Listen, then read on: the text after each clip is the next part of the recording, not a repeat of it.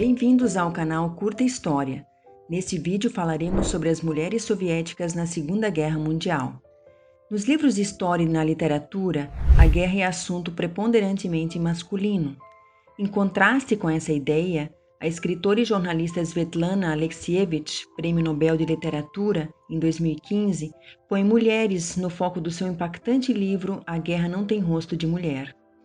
O livro trata da participação de mulheres soviéticas na Segunda Guerra Mundial com base nos relatos delas mesmas. Por 7 anos, entre 1978 e 1985, a autora fez entrevistas com centenas de mulheres na União Soviética para conhecer a guerra delas. Tornou-se ela mesma testemunha de suas vozes, vozes que não falam de generais e batalhas, nem de vencedores e perdedores. Por isso, o livro não é mais um livro sobre a guerra, mas sobre o ser humano na guerra. Os capítulos são compostos por colagens de trechos de entrevistas muito fortes, sensíveis, carregadas de sentimentos, profundas indagações sobre os significados da guerra e também de silêncios e reticências. São introduzidos por reflexões autobiográficas sobre o assunto e a difícil composição da obra. Em 1º de setembro de 1939, a Alemanha invade a Polônia. Vigorava o pacto de não agressão firmado entre Hitler e Stalin. Dias depois, também a União Soviética se lança sobre a Polônia, anexa partes da Finlândia e da Romênia e os estados bálticos. Mas o pacto é quebrado em junho de 1941 com a grande ofensiva alemã sobre a União Soviética, a Operação Barbarossa. Tratava-se não apenas de um conflito militar. Para o governo nazista, tratava-se de uma guerra de extermínio e de conquista de territórios e recursos no leste. Na União Soviética, a chamada Grande Guerra Patriótica incitava soldados e população a defender o país e combater o fascismo. A grande perda de soldados soviéticos em 1941 foi ampliando a contragosto o número de mulheres alistadas que se voluntariavam para lutar. 1 milhão delas foram integradas aos esforços de guerra, não apenas em funções civis, mas também nas forças armadas, a maioria em unidades médicas, mas também nas funções de franco-atiradoras, batedoras, operadoras de tanques, soldados, pilotos, algo antes não visto. Surgiu até um problema linguístico, pois muitas dessas palavras não tinham gênero feminino.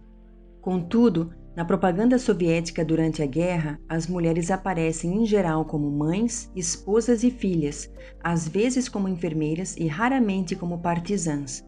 A participação ativa de mulheres no fronte surpreendia os soldados alemães. Nesta foto de prisioneiros de guerra soviéticos feita por um soldado alemão no fronte, as mulheres estão justamente dispostas em primeiro plano. Com a derrota da Alemanha nazista em maio de 1945, festejou-se a grande vitória. Falava-se de grandes heróis e sacrifícios.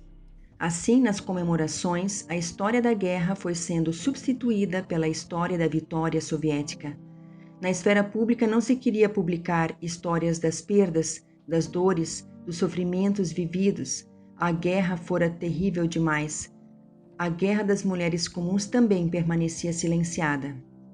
O texto do livro de Svetlana, escrito ainda antes da desagregação da União Soviética, foi motivo de rejeições de editores, censuras, autocensuras, sendo revisto por ela mesma depois.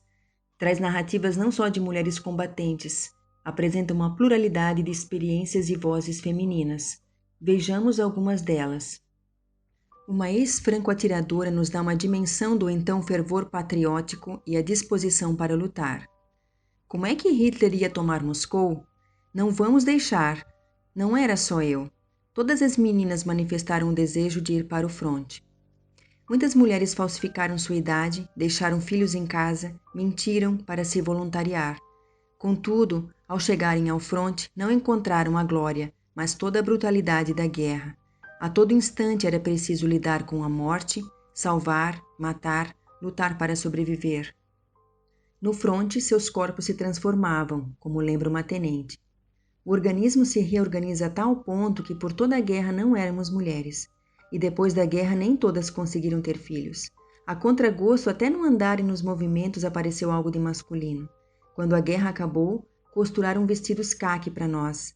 De repente sentimos que éramos garotas. Uma comandante de pelotão de sapadores assim avalia. Sinto que vivi duas vidas, uma de homem e outra de mulher. Já outras mulheres falam de pequenos gestos cotidianos para continuarem se sentindo mulheres. Como se percebe nesses relatos, as experiências e também as memórias são permeadas por representações do que elas consideravam e consideram ser feminino e masculino.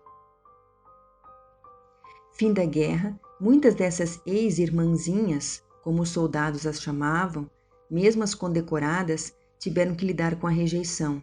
Muitos homens não estavam interessados em se casar com ex-combatentes. Elas não correspondiam ao ideal de feminilidade.